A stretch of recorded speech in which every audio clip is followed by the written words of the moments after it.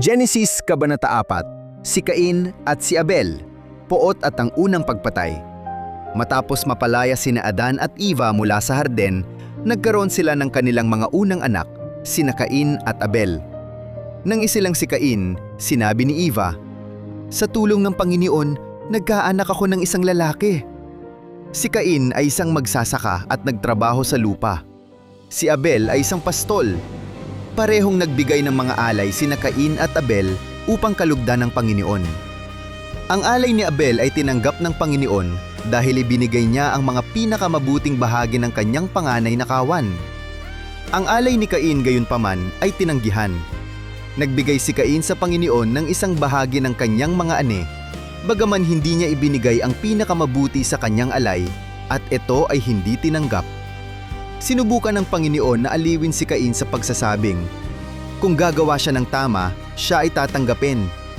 Ngunit sa halip, ito ay lalo lamang nagpaabab sa galit ni Cain at naging sanhi upang lalo siyang mainggit kay Abel. Si Cain ay tumingin sa kanyang sarili para sa kaligayahan. Isang araw, sinabi ni Cain sa kanyang kapatid, "Abel, aking kapatid, pumunta tayo sa bukid ng magkasama. Halika." At doon ay sinalakay niya siya at pinatay. Ito ang unang pagpatay.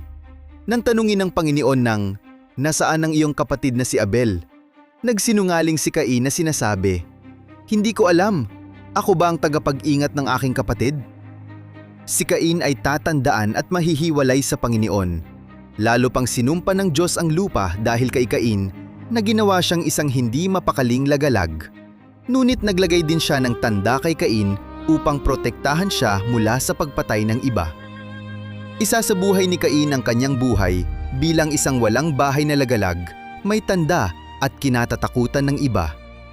Ang kanyang kasalanan ay susunod sa kanya, at ang kanyang pamilya at ang kanyang mga supling ay uunlad sa kultura, ngunit lulubog ng mas malalim sa karahasan. Sa lalong pagsumpa sa lupa, ang buhay ni Abel ay pinaikli ng paninibugho at kahinaan ng kanyang kapatid. Makikita pa rin natin ang mga katangian ng mga kasalanan ngayon. Bibigyan ng Panginoon sina Adan at Eva ng isa pang anak na lalaki upang palitan si Abel na nagngangalang Seth. Sinabi ni Eva, "Binigyan ako ng Diyos ng isa pang anak bilang kapalit ni Abel." Mula sa angkan ni Seth, ang mga tao ay magsisimulang tumawag sa Panginoon at sa huli ay ang ating tagapagligtas ay dadalhin sa atin. Ang pag-ibig ng Diyos ay laging soberano. Sa pamamagitan ng Panginoong Jesucristo, mula sa angkan ni Seth, tayo ay matutubos at muling makakasama ang Panginoong Jesus. Ang perpektong Abel na ang dugo ay nagsasalita ng mas mabuti kaysa sa salita ni Abel na nag-aalok ng kapatawaran at isang bagong simula.